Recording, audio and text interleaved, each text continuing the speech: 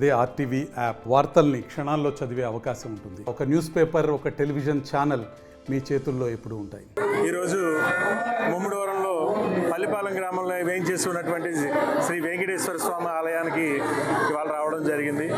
ముఖ్యంగా ముమ్మడివరం అంటేనే మీ అందరికీ తెలుసున్నదే. ఆధ్యాత్మికంగా గొప్ప పేరు ప్రఖ్యాతలు ఉన్న పుణ్యక్షేత్రాలు ఉన్నటువంటి నియోజకవర్గం ఈ నియోజకవర్గం. ఇలాంటి ఈ నియోజకవర్గంలో వెంకటేశ్వర స్వామి ఆలయాన్ని నిర్మించి మిత్రులు చిట్టిరాజు గారు వాళ్ళ కుటుంబ సభ్యులు సౌజన్యంతో ఇక్కడ ఆలయాన్ని నిర్మించి ఇవాళ ఈ ప్రాంతంలో ఒక పుణ్యక్షేత్రం. ఇవాళ మీరు చూస్తున్నారు, వేలాది మంది, సుమారు 25,000 మంది ప్రతి శనివారం ఈ ఆలయాన్ని దర్శించుకుని స్వామివారిని దర్శించుకుని స్వామివారి యొక్క ఆశీర్వాదాన్ని పొంది వాళ్ళందరూ కూడా ఇవాళ ప్రతి శనివారం ఈ ఆలయాన్ని సందర్శించడం జరుగుతుంది. ముఖ్యంగా ఈ కోనసీమ ప్రాంతంలో ఇదొక పుణ్యక్షేత్రంగా మనందరికీ తెలుసు. ఇప్పటికే వాడపల్లి శ్రీ వెంకటేశ్వర స్వామి, అలాగే అప్పనపల్లి వెంకటేశ్వర స్వామి ఆలయాలు ఈ ప్రాంతంలో చాలా ప్రసిద్ధిగాంచినాయి.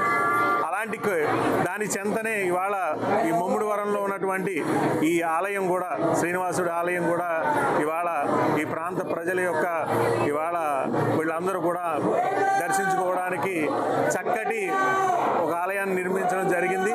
ఇవాళ ఏదైతే ఈ ప్రాంతం యొక్క ప్రజల యొక్క వాళ్ళ కోరికలు తీర్చే స్వామిగా శ్రీనివాసుడు, తిరుమల శ్రీనివాసుడు ఈ ప్రాంతంలో బాసెళ్ళడం అనేది నిజంగా చాలా సంతోషం. ఇలాంటి ఈ ఆలయాన్ని నిర్మించిన మిత్రులు చిట్టిరాజు గారికి, అలాగే స్వామివారి ఆశీస్సులు పొందుతున్నటువంటి ఈ నియోజకవర్గ ప్రజలందరికీ కూడా మనస్ఫూర్తిగా నేను కృతజ్ఞతలు తెలియజేసుకుంటూ, స్వామి ఆశీస్సులు అందరికీ ఉండాలని, ముమ్మడివరం నియోజకవర్గ ప్రజలందరికీ కూడా మంచి జరగాలని చెప్పి మనస్ఫూర్తిగా కోరుకుంటూ, రాబోయే రోజుల్లో ఈ ప్రాంతంలో ఒక ఇంకా అంటే ఏదైతే ఇవాళ వాడపల్లి మనం చూస్తున్నాం, సుమారు 40-50 వేల మంది ఇవాళ ప్రతిరోజు కూడా ప్రతి శనివారం కూడా దర్శించుకునే ఇవాళ సందర్భాన్ని మనం చూస్తున్నాం. అలాగే ఈ ప్రాంతంలో కూడా ఈ ఆలయం కూడా దినదిన వర్ధమానమై ఈ ప్రాంత ప్రజలందరి యొక్క స్వామివారి ఆశీస్సుల కోసం ఇక్కడికి వస్తారని చెప్పి నేను మనస్ఫూర్తిగా కోరుకుంటూ, అలాగే మిత్రులు ఈ ప్రాంతంలో ఏదైతే శ్రీనివాసుడి ఈ ఆలయం నిర్మాణంతో పాటు ఇక్కడ కళ్యాణ మండపం కూడా నిర్మించడం జరిగింది. ఇవాళ ఈ ప్రాంతంలో ఉన్న ఎవరైతే ప్రజలందరికీ కూడా అందుబాటులో ఒక సరసమైన ధరకే ఆ కళ్యాణ మండపాన్ని స్వామి ఆశీస్సులతో నిర్మించి ఇవాళ ఆ వివాహాలకు అది కూడా ఇవ్వడం నిజంగా చాలా సంతోషం.